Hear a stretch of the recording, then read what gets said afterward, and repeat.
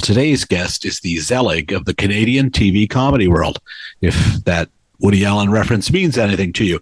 Meet him next on Brio TV, the podcast.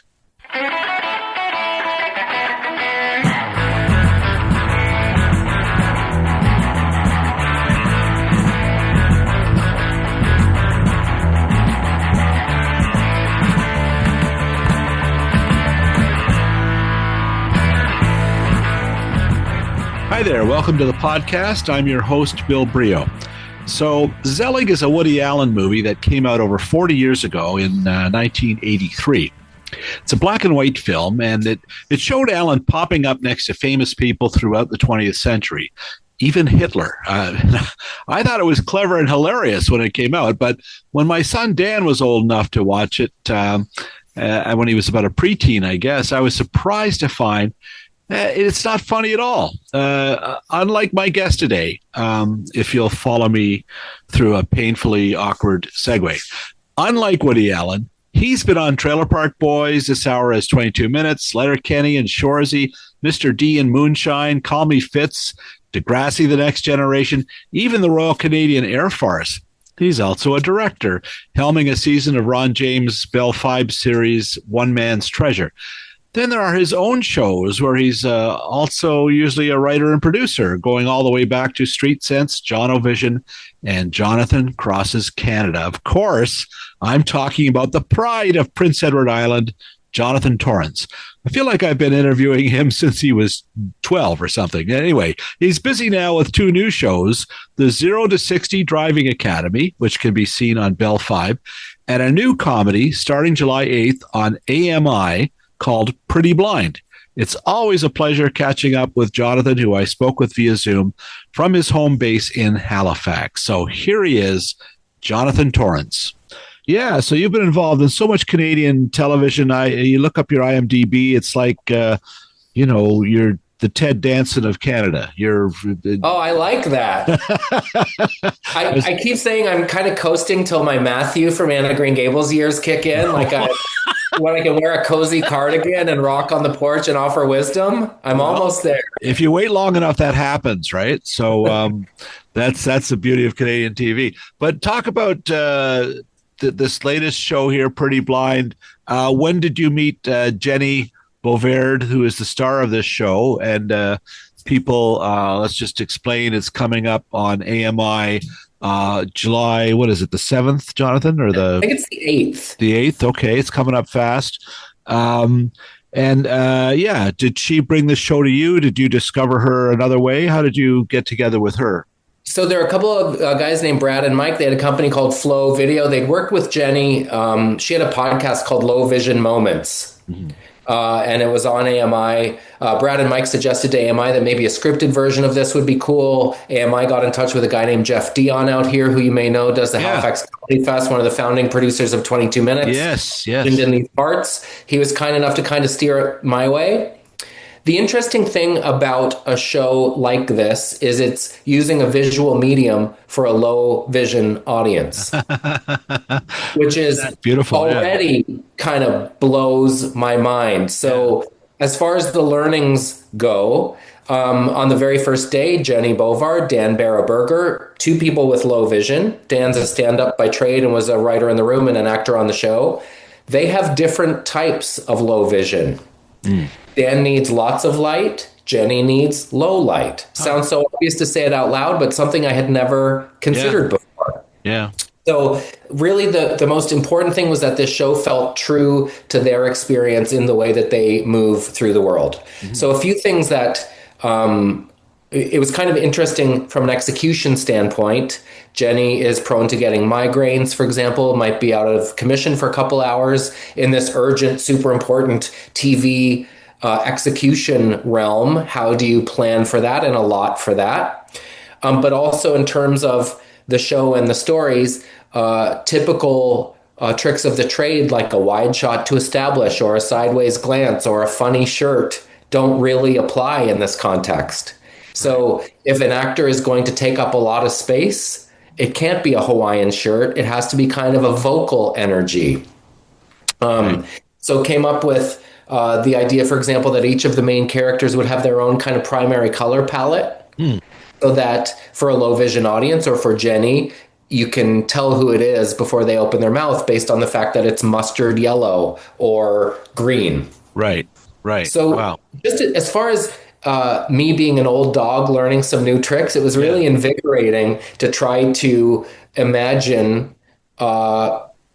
Basically, I've been watching the show with my eyes closed to see, can I still tell what's happening? And sometimes the answer is yes, and sometimes it's no. Had you gone mustard yellow many years ago, your career could have, gone in a whole other direction. I know, and I'm colorblind on top of that. Are you really? Wow. Well, it's the lamest ailment. Like, I don't get a check for it. I don't get any sympathy or special treatment as I should.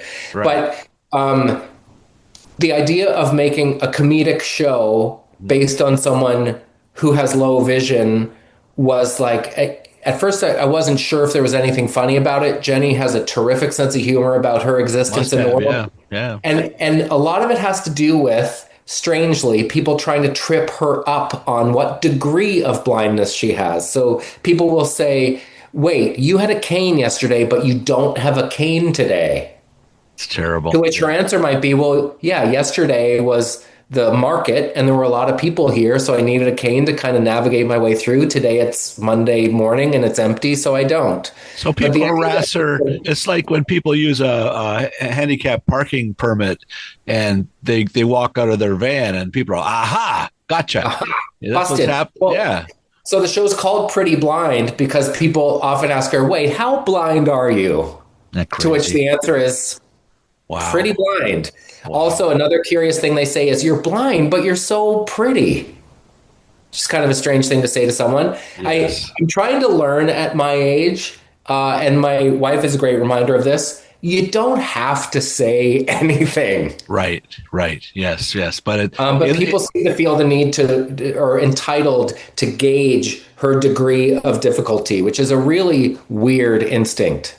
And that's shown in the first episode, at least, very clearly right up front when she's at a supermarket and the trying to be helpful young lady is explaining we don't have carts anymore or the baskets because people steal them or whatever reason. So use this or use that. And she's explaining all the reasons patiently why she can't do that. And that must have been drawn very specifically from her own experiences, right? Yes, that is a specific one. They removed the baskets from grocery stores during COVID. The cynical among us would suggest it's because grocery stores want us to fill up our carts. Right. But the reason, at least on the surface, was people were stealing them or whatever. Yeah. But it's the black and white is fairly easy to understand. It's the gray. And I think the gray in Jennie's experience is well-intended but misguided. Right. And this seems to be a theme. As you know, we made a show called Roll With It with a wheelchair user named Brian George. Right. People will come up behind him and grab the back of his chair and help push him up a hill. Again, super well intended. Right. But just kind of misguided a little bit. So that's a lot of Jennie's experience. People will ask questions you would never ask of someone else or make assumptions based on the way she moves through the world. What was this show? Forgive me for forgetting this. It was based on like a Play It Again Sports, and it featured a Canadian BJ Demers. BJ, right? DJ, right? Yeah. I thought it was pretty. Time? Is it DJ or BJ? DJ, but I think the show is called One More Time. Oh no, yeah, you're. Yeah. Who's on first? Yeah. And I thought it was a pretty good show. It was a fun, and he was terrific on it. But it's encouraging at least to see more shows that are featuring folks who might not otherwise have had their own TV show 10, 15 years ago, right? Well, yeah, and I'm a middle-aged white guy. I've been lucky enough to string together a whole bunch of work opportunities over the years, and it's really exciting for me at this stage in my career to help shine a light on people we haven't seen on TV enough. But also, as you can probably hear in my voice, this was really exciting for me to learn new ways to tell a story. So, for example, in our show, they work at the library. And so, like I said, a wide shot to establish doesn't work. So is there a whispered, just a reminder, the library is open till 8? Or is there a bump-a-dump-a-dump of a book being put in the book return that becomes an audible cue to the low vision audience that, oh, we're back at the library? Interesting. So thinking about approaching the show with more of a soundscape in a way that still works for a sighted audience as well, but comedically and rhythmically wanting to keep the pace at such a clip that the IDV voice doesn't have to jump in and say, Jenny looks askance at Eve over the table, which is kind of a bus crasher rhythm and cadence wise. Although, Jonathan, that could be used too to comic effect. And there's when you start watching the show, the actual title sequence is done with a voiceover. I thought it was fantastic. Cool. Whose voice? Is that your voice? Who's doing that? No, it was. I did the temp track and couldn't stand my high pitched nasally whine. So Jacob Hemphill, who plays Eve on the show, Jenny's sort of "Are they or aren't they?" Spoiler. They are. Yeah. It's his voice, and it's pretty rock and roll. It is. Yeah. Like, I really liked it. It was, and then you hear it again at the end. Now, and let's talk, Jenny, it's albinism. How do you pronounce that? She would say albinism. She also uses the term blind. And I defer to her judgment on whether that term is okay. I had it in my mind that that's not something that was said. Right. She says blind, low vision. She certainly has albinism. Things you don't consider, for example, she has to apply sunscreen a few times a day, even in the winter. There was a joke about that in the pilot. Oh, my goodness, the UV haze is going up to 3 today. I better get 100 UV protection, right? Wow. Actually approached, who is it? It was a sunscreen company to see if they would come on board as a sponsor, and it didn't happen. But she has to wear a hat if the sun is out, or often in daylight, she has to wear a hat. So you would think it's interesting or more comfortable to be out at night. It is, until a car turns the corner and its headlights are flashing right in your eyes. Things you don't consider. However, Jenny is a marathon runner. Wow. She's a competitive goalball player. She is a cyclist. She studied journalism. Wow. She's quite a gal, and it turns out an excellent actor. And I have to wonder if part of the reason she is so good at acting is because she's such a great listener. So she can take feedback and instantly incorporate it into the next take and tweak and calibrate in a way that most actors can't.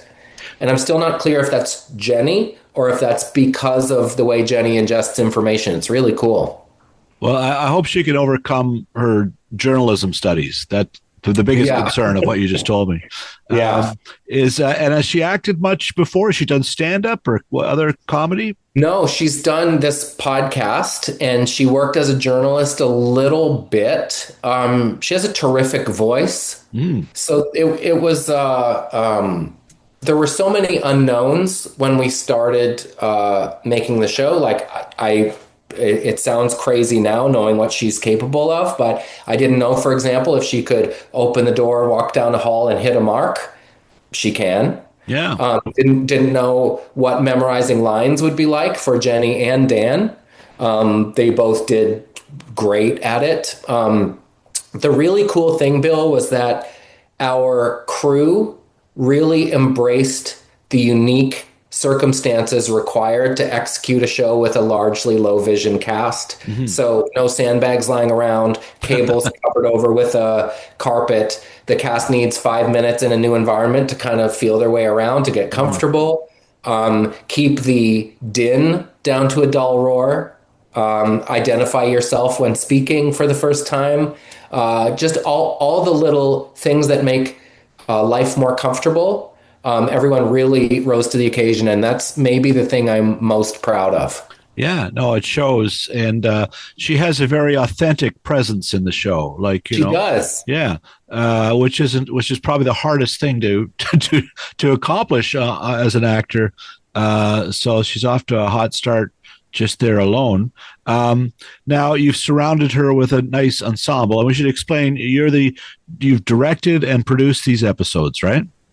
Jenna McMillan, who produced Who's Your Father and just completed her first feature, The Snake. My friend and partner for PEI produced. Mark Forward was the showrunner. He and I wrote the episodes together.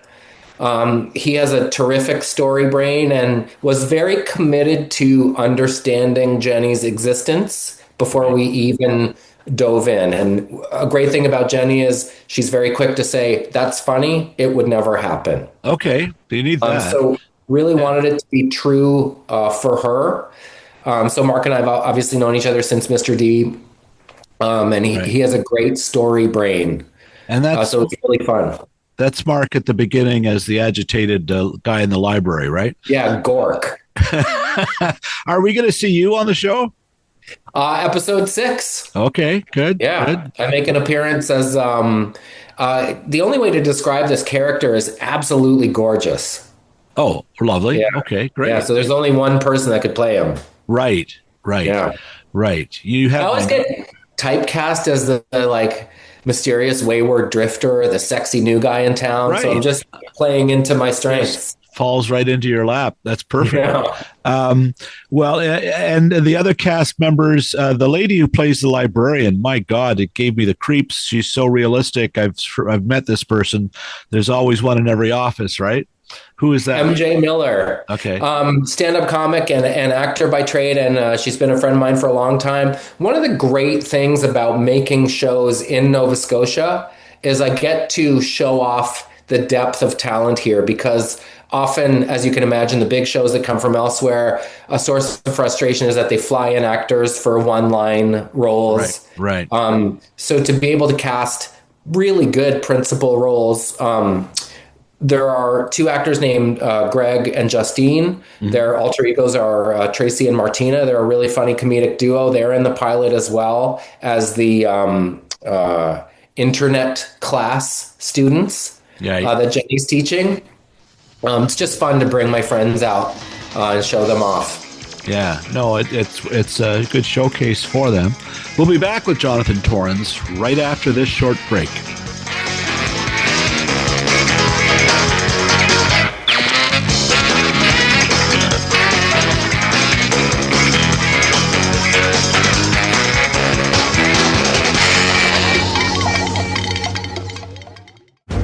Time once again to speak with Emily Gagne at Hollywood Suite. Emily, my goodness, it's so great to see you. Now, I turn on Hollywood Suite and it looks totally new, totally different. What is going on? We've done a little bit of a makeover. Nice. Bill.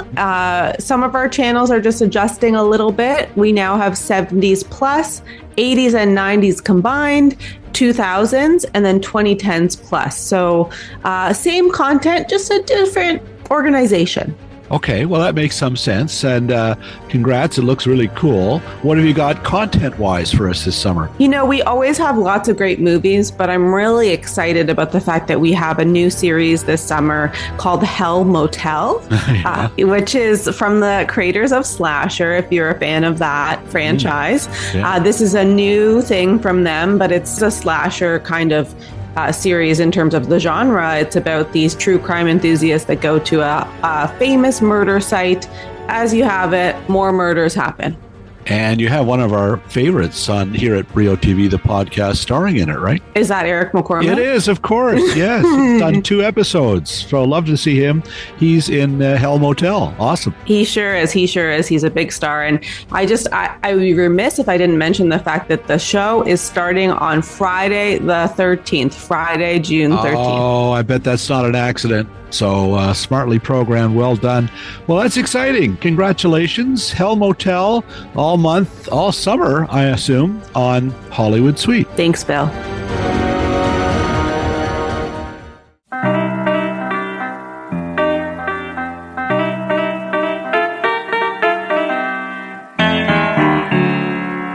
And we're back with Jonathan Torrens. We talked about it being an ensemble. Let's talk a bit about AMI, which is where this will air. You have produced shows for pretty much every platform now. Bell Fibe, you've done work, and of course, obviously CBC, CTV. And I noticed you have funding from Nova Scotia as well as PEI for the show. Is there a difference in terms of budget for AMI than there would be for CTV? Is it Definitely. Explain how that works, just for. So, generally speaking, and there are exceptions to every rule, but generally speaking, the so-called biggies, CBC and CTV, might be a longer development process, might have more feedback, more people giving notes, more. The stakes are higher, I guess. The budgets are higher, the stakes are higher. Everyone has a very vested interest in the outcome, which makes the process, on occasion, a little molassesy. So the kind of trade-off for working in the networks that aren't quite as big, generally speaking, they're super happy to have you and very excited. This is AMI's first original scripted comedy. Wow. Which is a responsibility that we didn't take lightly. Yeah. So there is so much enthusiasm and so much excitement. They seem very happy to have us and can't wait to share this with the world. Another nice thing about AMI is they're not gatekeepers. They're the only network of its kind in the world where programming is sort of accessibility featured. So they want as many people as possible to see this, which makes something like a second window or an international sale a great thing for them. And even within Canada, they showed One More Time, the DJ Demers show. Yeah. So they're great partners in every sense of the word, and it's been really fun. It's been a pleasure. Yeah, no, they're good folks over there. And the place isn't gummed up with 15 vice presidents who think they have cracked the comedy code, right? Yeah. I mean, it's a delicate conversation. But I didn't mean to put you on the spot, but you know what I mean. Sometimes that's a problem, I think, right? The thing I learned from Mike Clattenburg in the early days of Trailer Park Boys is there are 100 ways to core an apple, but someone has to say, in this particular case, in this particular moment, here's how we're going to do it. Yeah. And I think the outcome of that is you get shows that are everything to some instead of shows that are just something to everyone.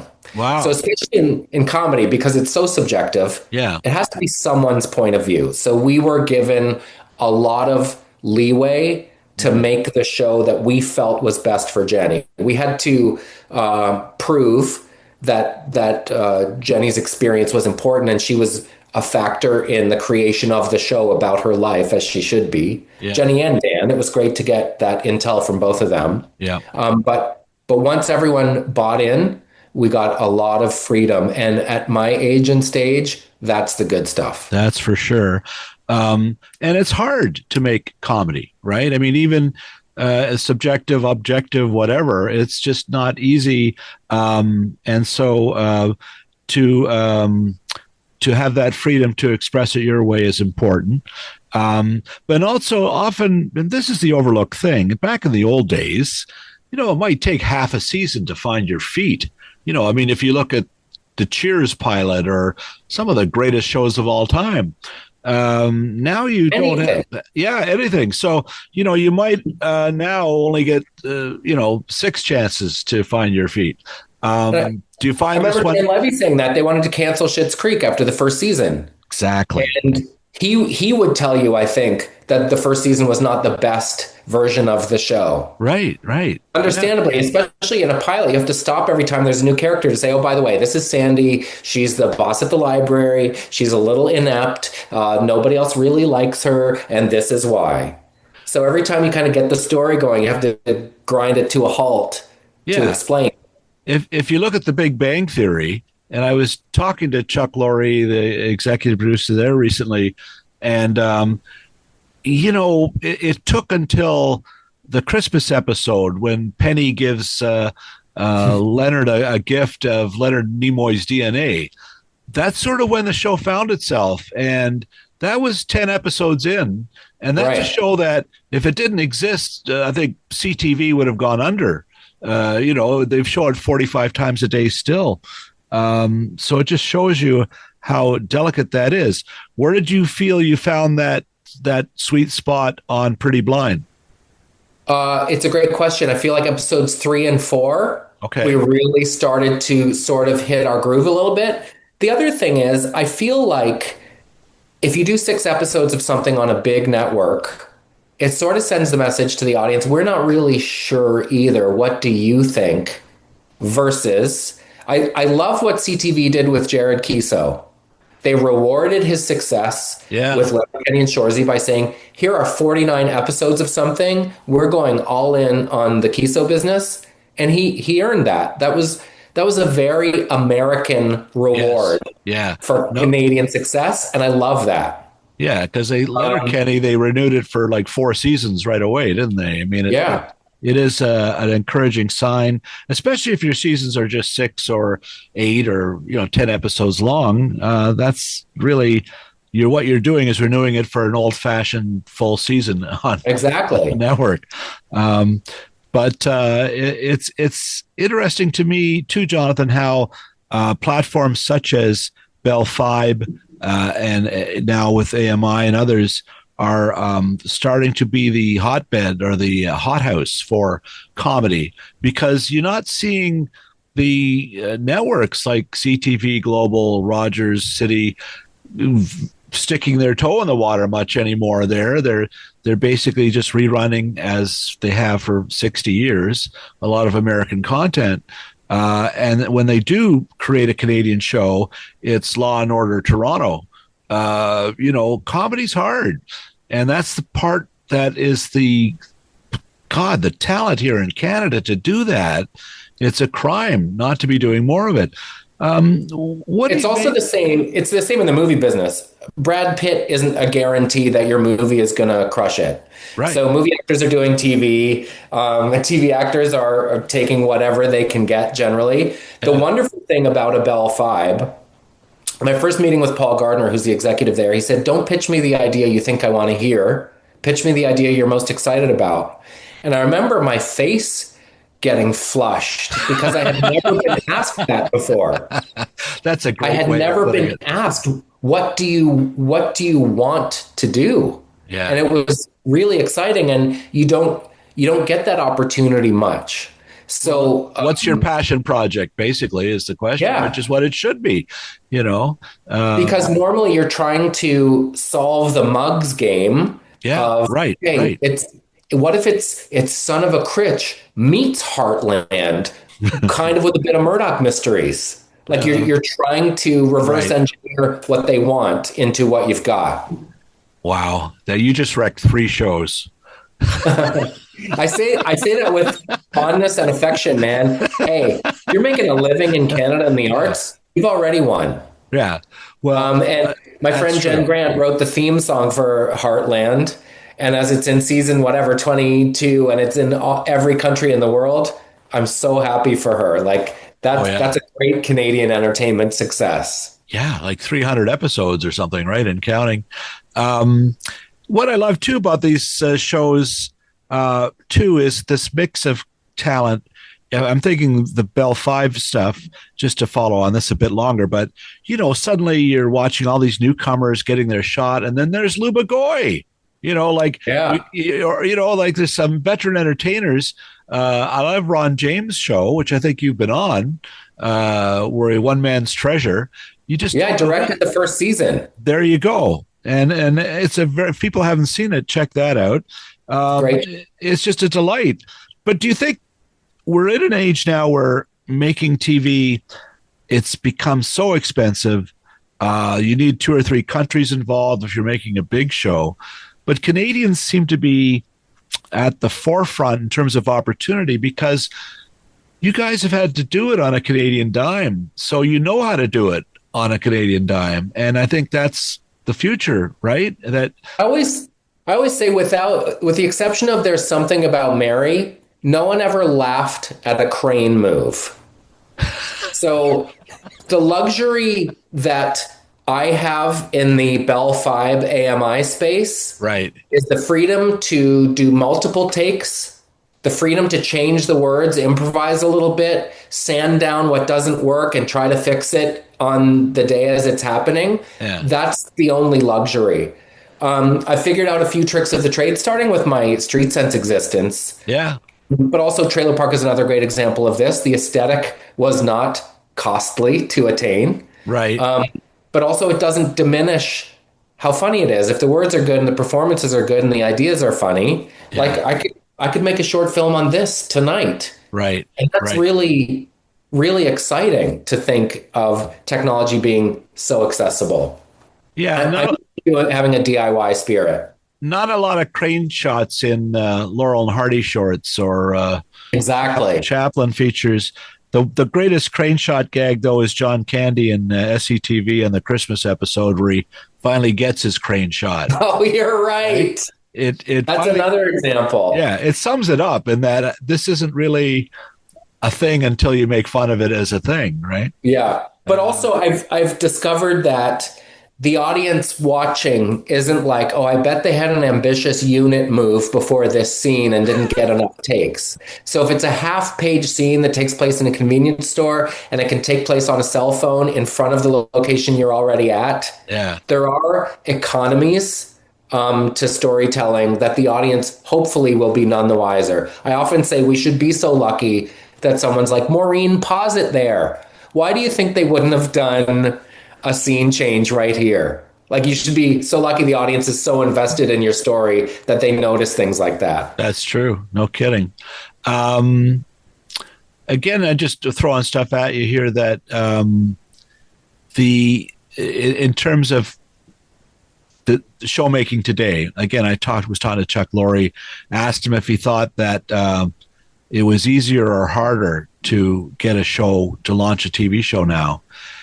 And of course, he's Chuck Lorre, so he said it's actually easier to produce a TV show, but it's never been harder when it gets time to for people to see it.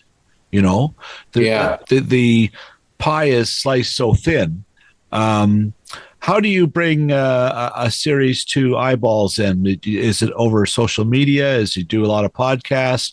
What is the best way to promote your efforts? Such a great question. Bell Fibe is obviously easy to find if you're a Bell subscriber and can see their video on demand streaming service. If you're not, there's no real way to see it. Right. So one of the things that we've been running into is we have a wonderful publicist named Amy who's helping get word of our show out there. For example, we just released a show called 0 to 60 Driving Academy. Right. It's Nova Scotia's first Black family sitcom, which was really exciting. And they got crazy press, national press, that I think increases awareness of the show, but doesn't necessarily drive any more eyeballs to Bell Fibe, because if you have it, you might watch it. If you don't have it, you probably won't get it. Right. I still feel like, and I'm a bit of a Luddite, I feel like the best way is still appearances on shows, and those are things that you can then share on social media. Yeah. It is the modern day stuffing a flyer in people's mailboxes. But I also think attention spans are so short that if you say our show's coming out tomorrow, it'll just evaporate in the wind. You have to say it's out right now and you can go see it right this moment. Yeah, because it is all about... For me was people don't want to click a link that takes you outside of the social media app that you're on to go to another one. Like, it's really hard to get people to follow your trail of crumbs. Isn't that interesting? And yeah, because some people are just afraid that they're going to run into be hacked or some sort of they don't want to leave the safe platform, I guess. So that's frustrating. But I do think that if you see a bit of this on TikTok or whatever, that's, to me, worth more than a story in the Toronto Star. Like, I just, everybody suddenly, that's where you saw it and you're talking about it. I guess it depends what audience you're courting. I live in the country in Nova Scotia. When I'm driving down the secondary highway to get to my dirt road, most of the TVs are on and most of the houses I pass watching the Supper Hour news. Oh, wow. So I often say about CBC, it's the wrestling match of Main Street, which is the audience it has, versus Queen Street, which is the audience it sort of desires. Yeah. And how do you make programming that appeals to both? That's what I've always loved about TV when I was starting out, is that everybody watched one of 3 shows that were on. Right. Yeah. So it kind of had to have broader appeal. But now the upside is, with the pie so fractured, you can have more niche programming. And I think it doesn't have to be everything to everyone. Programs that originate from the regions north of North is a good example. Son of a Critch, Pretty Blind, have a better shot at universal appeal. Often, I think there have been shows, say on CBC over the years, that 8 blocks from the CBC broadcast center, people are just not into. Like they're sometimes too Toronto, right? So I think the universality that Netflix is exploiting by taking shows like North of North and putting it on a worldwide platform, that's sort of the litmus test of what will sell, right? Yeah, it's crazy. And I know from growing up in the regions how important CBC was, because it was how you got to know what people elsewhere were thinking and doing. It still is that important. Not just CBC, but like the regional supper hour news on CTV here is watched by everyone. It's interesting. We set out with Pretty Blind to make a show, as I said, that was true to Jennie and kind of the AMI audience would see themselves. And I realized quite early on in the process that we should also just try to make the very best show we could with no caveats. Because why can't a show that would work on AMI also work for the planet Earth? That's kind of the whole point of representation. Like seeing Jennie as a badass woman in the world accomplishing things is so cool and powerful. And we had the same conversation early on with Brian George. I remember asking him, you're a wheelchair user. Is it cooler and more powerful if that's never mentioned with regards to your character and it just is? Yeah. Or is it cooler if we use this as an example to shine a light on all the things that irritate you on the run of a day? So in Volleys, our first series with Brian, it was never mentioned. He was the captain of the volunteer fire department, which is pretty baller. Yeah.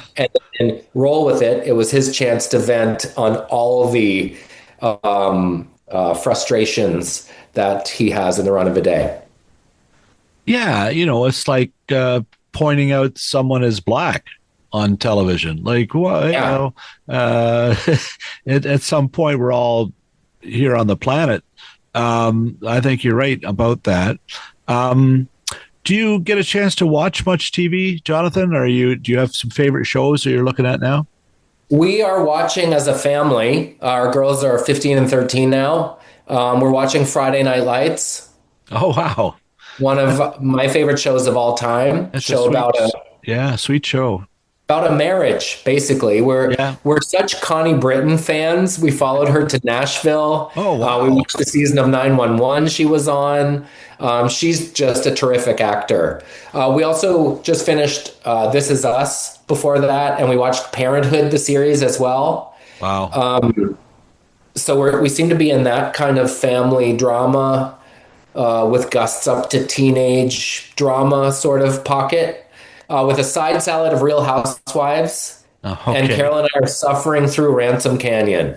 Okay. It's real hard to stick the landing on that. We watch about 6 minutes a night with our chins bouncing off our chest just to see if anything's going to happen. So far, it has not. I have not seen that. So that's the when you're supposed to be a TV expert. I've done radio. We're out in Calgary for, a CBC station and say, okay, listeners, what are you watching? Ask Bill. He's seen everything. Maybe 1% of what they're talking about. You just can't keep up. I know. There's so much good TV that I'm ashamed to say I haven't seen. Yeah. But I've also seen a lot of garbage. I have a really high tolerance for garbage. Like the Love is Blind, Pound Island, or whatever it's called. Like all those shows, I watch those. For example, like when are they going to bring back the Joe Schmo show, Jonathan? I know. We got to get back and do more another. Well, I guess Jury Duty was sort of a nod to the Joe Schmo show. Yeah. Okay. Did you see that? I didn't see Jury Duty. No, sorry. So same thing. It was like one real guy is on the jury in a circus of fakery. Right. And will he kind of pick up on what's going on? Yeah. Our own Canadian Lisa Gilroy was in Jury Duty. Wow. Okay, that's cool. But here's a prime example. In America, I'm told, they shot 3 versions of the show with 3 different marks and just used the best. Oh my in Canada, God. you roll on the read-through, and that has to make it in the show. You can't afford to waste a single frame. That would just be 3 seasons of the show in Canada. Yeah, exactly. This is what you got to do.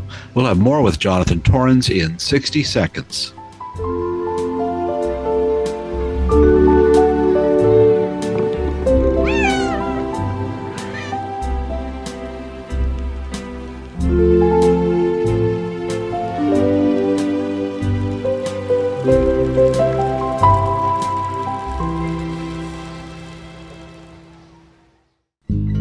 Well, summer is here, and the time is ripe for Christmas movies on TV. Yes, Christmas in July is back at Super Channel Heart and Home. They've scheduled a fan favorite Christmas movie every night in July, including the Jingle Bell Jubilee.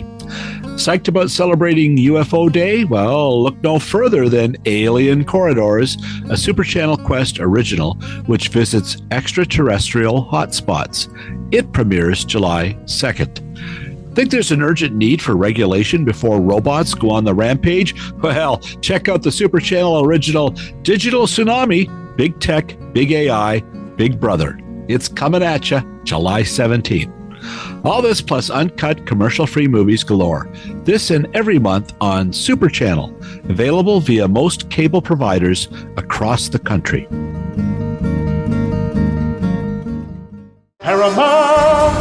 Here on the Mountain of Entertainment, we take crime off the streets and bring it right into your living room. We're throwing the book at boredom with every episode of Matlock, Watson, Elsbeth, and the biggest crime lineup you've ever seen. You have the right to remain entertained. Stream Paramount Plus from $6.99 a month. You're gonna need backup here. Paramount Plus.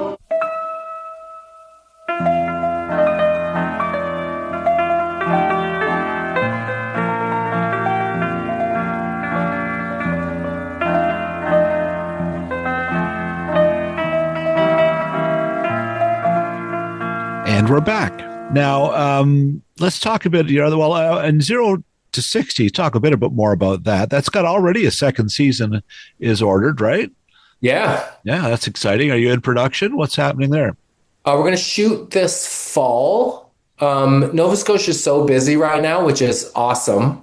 Sullivan's Crossing, From, the Institute, the Trades. There's a show called Trailer Park Boys that's shooting another season right now. Amazing. I gather. So we're going to wait until it dies down a little bit and shoot probably November, December. Is that will J-Roc be making an appearance on the new season of? I don't think so. Oh, so you're not sure? So no, I'm quite sure it won't happen. Oh, okay. I think one of the keys to being able to have a career this long is turning the page. Oh, okay. Good. Trying not to overstay my welcome anywhere. But there must have been talk at some point of a J-Roc spinoff, right? Yeah. I always feel like the characters that I play are kind of best as garnish. Okay. And I would always just philosophically rather play the guy that people are like, oh man, when's he going to be back on screen versus enough already? And I think that character is on the verge of being a cartoon character anyway. And I think in small doses works best. Reminds me of a story. Tony Danza was on Taxi and different shows. Yeah. Who's the Boss? So back in the early 2000s, he had a new show all set to go on CBS. And Les Moonves, who was the CEO there, we don't mention his name anymore, but he was showing his friend Phil, who created Everybody Loves Phil and Everybody Loves Raymond, Phil Rosenthal. Yeah. They're just sitting around, their friends, and he's going, what else are you going to show? And he says, we got this new show from Tony Danza. And Rosenthal just said, oh, that guy again. And so the head of the network, Moonves, puts that cassette down and reaches on the floor and says, well, maybe this show instead. And it was CSI. And that's that's how CSI made it. Was the last show picked for the CBS schedule because Phil Rosenthal had enough of Tony Danza. Whoa. So this sometimes can be a bad thing, right? I've been sitting on a Who's the Boss spinoff for 15 years where Tony Danza runs a dive shop down south called Tanks Angela. I'd watch that. I'd watch that too. For a week at least. A guilty pleasure. That's funny. Besides everything else, you guys are doing your podcast, Taggart and Torrens. For over a decade, you've been doing this, right? I know. That's amazing. I realize with all the scripted comedy, it's often months long, the process, and you might shoot it in March and it comes out in November. So I love this instant outlet. Yeah. Brain dump of all the things that are on our minds. We don't do it as much as we used to or as much as we should. But it's a real source of joy, and there aren't many things in life you do purely for joy. That's one of them. And just so folks know, I mean, what's it about? One of you could get a haircut, and then that's the starting point. You just talk about what's happening in your lives at that point. Yeah. And what I like about podcasting is there's no spelling, there's no punctuation, there's no grammar. It's just the fun part of when you're putting something together. It usually starts with the conversation, and as you say, it's you don't have to fund it. You can just get it, do it, and boom, press a button, and people can listen to it. It's pretty good. Even though after how many episodes you guys have done? 300 or 400, I think. Yeah, it's a lot. It starts to, and I'm over 200 now, and it's you do. As evidenced by my questions today, you do get a bit winded. At some point, there are only so many ways to say, tell me about the thing. Right. Yeah. Taggart, for people, he's the drummer from Our Lady Peace, right? Yes. And so because of my background, when we started doing it, I was like, we'll do a top 5 list, and then we'll have a guest, and then we'll do a game, and then we'll have spontaneous fun. He was like, hey man, let's just jam. Yeah. So surprisingly, his background in music was sort of more tailored to just relax and see where it goes. Yeah. And it was when the wheels came off the bus and when the warts and all sort of emerged, lost parents, lost pets, parenthood decisions, weird neighbors, that sort of hung on a clothesline of The Odd Couple. But those sort of real moments that came up were when viewers or listeners were like, yeah, that's the stuff we want to hear. Yeah. No. So every time I think, well, that's probably enough of that, we'll get an email from someone who says, I've been going through chemo the last 2 years and your podcast is the only time I've laughed. Yeah. Like really beautiful, meaningful, heavy, awesome feedback from this community of listeners. Yeah, and I don't know if you listen to a lot of podcasts, but it's just a much more intimate experience. Even people who are fairly famous. We mentioned Ted Danson earlier. He's got a pretty interesting one, but you hear a side of him that you never knew before, or even the Smartless guys, or it's just you're hearing people talking about the process of getting through each day, and sometimes it's pretty moving, right? I just listened to Parker Posey on Smartless, and she's someone who, because I'm such a Christopher Guest fan, she's someone whose body of work I have often admired, and obviously in The White Lotus this past year, she's just incredible as a character actor. Yeah. So it was really fun to spend an hour getting to know her a little bit and hear her process and things like that.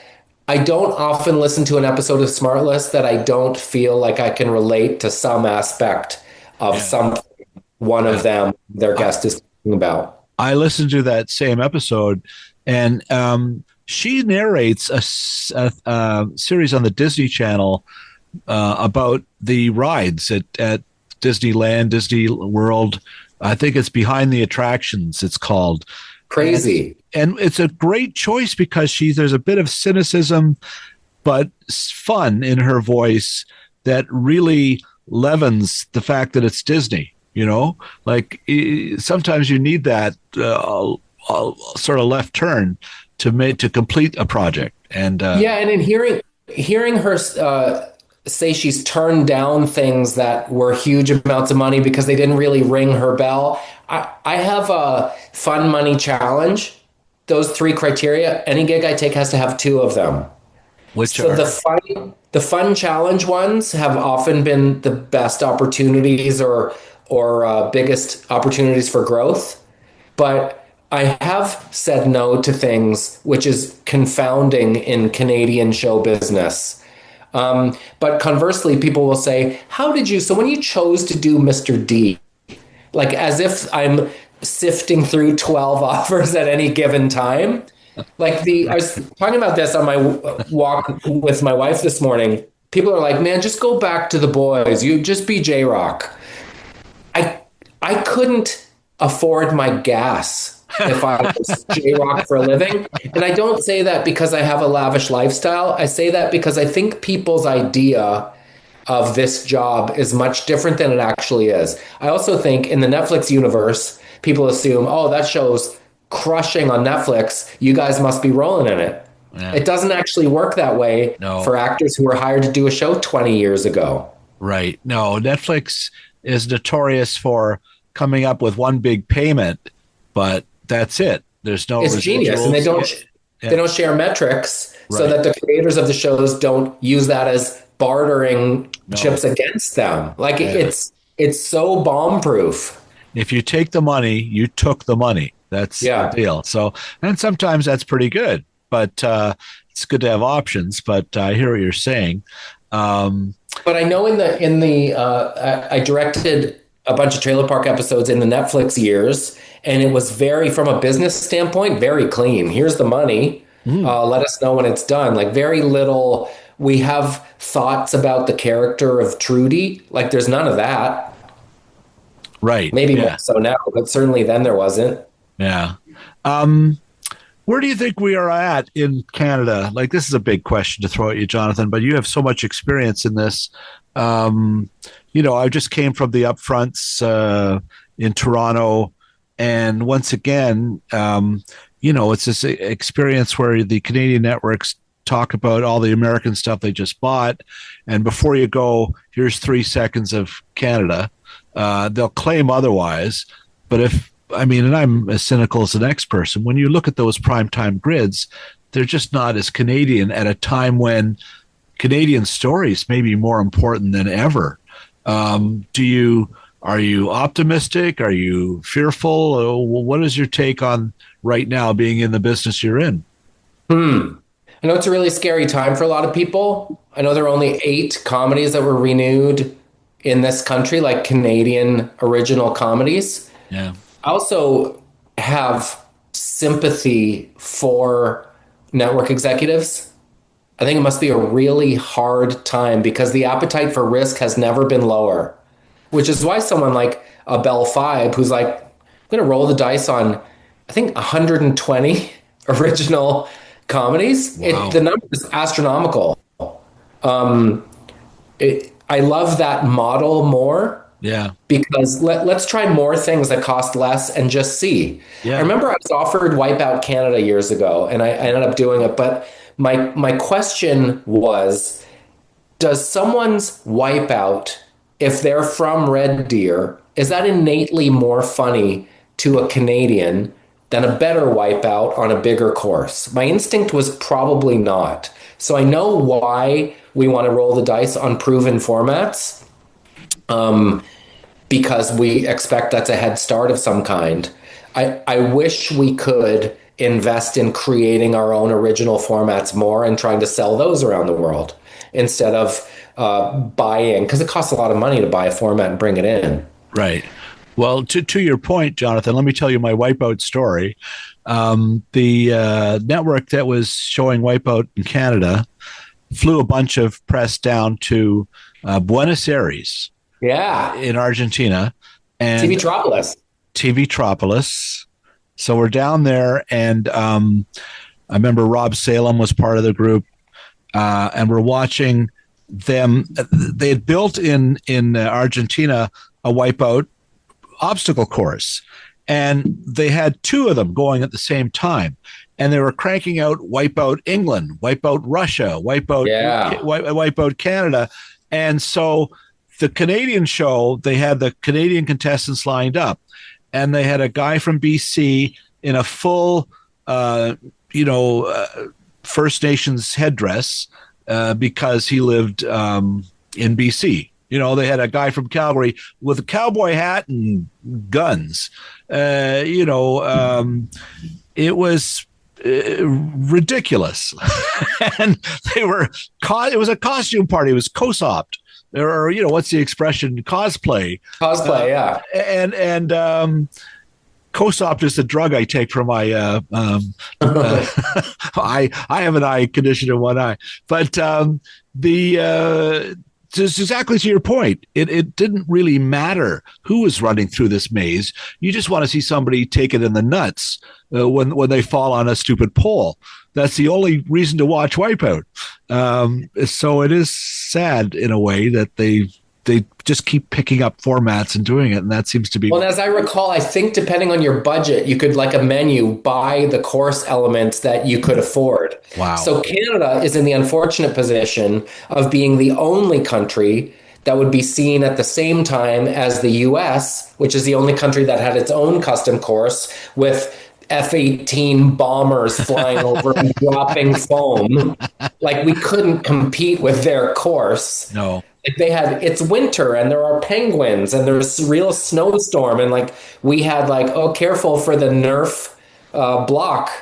Like that was all we could kind of afford for our course. So we weren't exactly set up for success. No, and I would often ask the people who did Survivor, why not do a Canadian version of it? And the answer was always, we don't want to see people in parkas in the snow.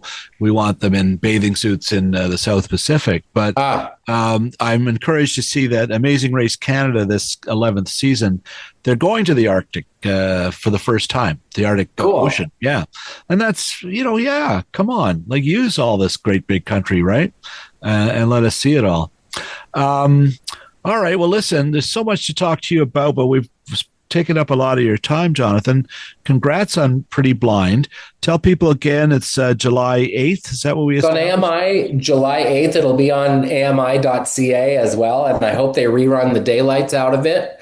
Like I say, we set out to make a great AMI show. Mm-hmm. I think it's a great show. It is a great show, yeah. And it's like, as I said, I don't know what your budget is. I know it's less than an episode of a half hour of an American sitcom, but it looks as rich as a show on any other network, and it's featuring people you haven't seen before generally, and it's certainly very rootable. So best of luck at it. I'm looking forward to seeing more episodes, and thank you so much. Everything else you're doing. So it's good to talk. Oh, last question. You used to have this wacky side business of, star trailers and stuff. You bought beautiful silver chrome trailers that we used to see. Do you still do that? I sure do. RollingProductionRentals.com. I sold the Airstream. Right. It was, I used to be into really old houses too, which is kind of a thing in this part of the world. You buy a house from the 1800s and it requires a lot of work. And when I married my wife, she had just finished building a house and the windows closed and nothing leaked. And I was like, I had no idea this was even an option. So the 1963 Airstream was a romantic notion and a bit of a pain as far as the systems go. But we still have our trailer rental business. All our gear's on From right now. We have gear on Washington Black, Sullivan's Crossing, a lot of the big shows that shoot out here. That's fantastic. The Sigourney Weaver movie a couple years ago, The Lighthouse with Robert Pattinson and Willem Dafoe. Yeah, it's a really fun side hustle. I found Sigourney Weaver's script because she used our motorhome and it had her handwritten notes throughout. It felt sort of like a violation to read through it, but was also kind of fascinating. And I can't bring myself to just chuck it in the recycling. No. But I don't want to auction it off either. You should have a part of each trailer where the folks sign it after their production wraps. So it was kind of a kick. Sterling K. Brown used our motorhome, and we were watching This Is Us, as I mentioned. Yeah. Washington Black looks awesome. Okay. I don't know if you've seen the trailer for that. It's coming out on Disney. I haven't. Yeah. Okay. We'll look for that. Well, good for you. That's kind of fun. The Airstream you used to park when you were shooting Mr. D, I remember sitting there with you, and it was cool to look at, but a pain in the ass to maintain, I'm sure. Mark Forward sent me a picture recently of the three of us in front of that Airstream. I'll find it and send it to you. Perfect. That'd be awesome. When you came out on a Mr. D junket. Yeah, it was a lot of fun. And that asks another question too. You talk about when you make TV for a while, you start to have 5 rules or conditions. And I've heard other people say one of them is they have a no asshole policy. Yes. If you've made 3 or 4 series, you just don't want to go through that again because you're 16 hours a day with these folks. Is that your philosophy as well at this point in your career? Yes. I have found the older I get, EQ is more important than IQ. So find the right person and teach them how to do the job. I've never understood why, especially on a comedy set, you would want things to feel tense. Right. I always start by telling our crew there are certain things we've discovered, because if we're doing a show that takes 8 days in a Sullivan's Crossing universe where there are opportunities to work on 90-day shows and pay your mortgage for a whole lot longer, you have to offer treats. You have to offer great working conditions. You have to offer battlefield promotions, like credits that you might not get elsewhere. But I always start by saying, I remember speaking of Everybody Loves Raymond, they were groundbreaking in that in the writer's room. They said, this is a family sitcom. You're writing about your family. Go home at 5 o'clock and have experiences with your family. Wow. Fill the well and bring that to the room. So I always start by saying, no one wants to go home sooner than me. And as long as you all buy into that, I will get us out of here. Because my personal pet peeve is when things take longer than they need to. Yeah. I think it's hard to sustain attention for 16-hour days. So fun first, lots of laughs, treat everyone with respect, no jerks. Yeah. Well, no wonder people want to work with you, Jonathan. That's a great philosophy. Good for you. And continued success. Keep making Canadian television, please. And thank you very much for Pretty Blind and everything else you're working on. Well, and thank you for everything you do to promote our business. It's not lost on me. You've been a longtime advocate and supporter, and we need the Bill Brios of the world. Okay. Thank you. I'll pass that on to Sandra here. Yeah. Anyway, best of luck. Man, be well. You too. Take care. Bye-bye.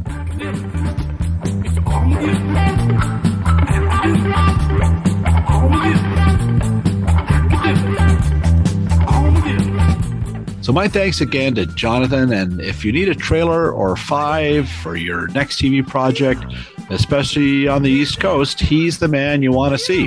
Thanks as well to Phil Hong, who, trust me, goes from 0 to 60 when it comes to assembling podcasts. He is that fast.